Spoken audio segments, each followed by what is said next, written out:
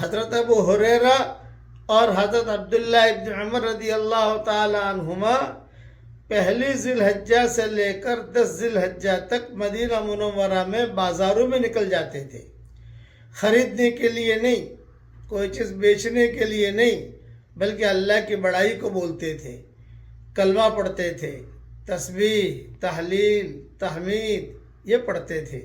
ہمیں بھی اس کا اہتمام کرنا چاہیے۔ صرف اللہ کے ذکر کے لیے بازار میں جاؤ آپ۔ دوسرا یہاں کے ائمہ سے ہم سنتے ہیں کہ بھی رمضان کے آخری عشرے میں آپ نماز پڑھو، اور یہ 10 دن جو ہے، یہ پہلی ذی الحجہ سے 10 ذی الحجہ تک اس میں نماز پڑھو، اس کا بھاؤ زیادہ ملے گا۔ رمضان کے آخری عشرے میں 10,000 روپیہ خرچ کرو، خیر خیرات کرو، اور یہ پہلی ذی الحجہ سے لے کر 10 ذی الحجہ تک 10,000 روپیہ خیر خیرات کرو، اس کا ریٹ زیادہ ملے گا۔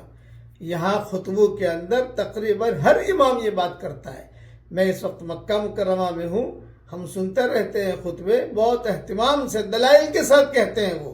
اب ہمارے پاس دلائل کا تو وقت ہے نہیں، اس لیے خلاصہ کلام یہ ہے کہ اس وقت تک کی ہم قدر کریں۔ پڑھیے میرے ساتھ، سبحان اللہ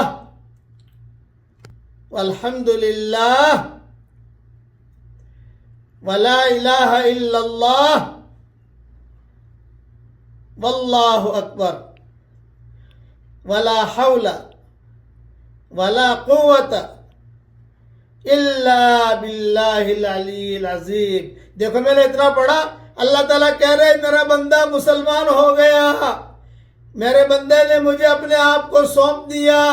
یہ ساری حدیثوں کے حوالے میں کئی مرتبہ بیان کر چکا ہوں۔ اس دھیان کے ساتھ، استحضار کے ساتھ پڑھیے، اللہ تعالیٰ ہم سب سے راضی ہو جائے، آمین۔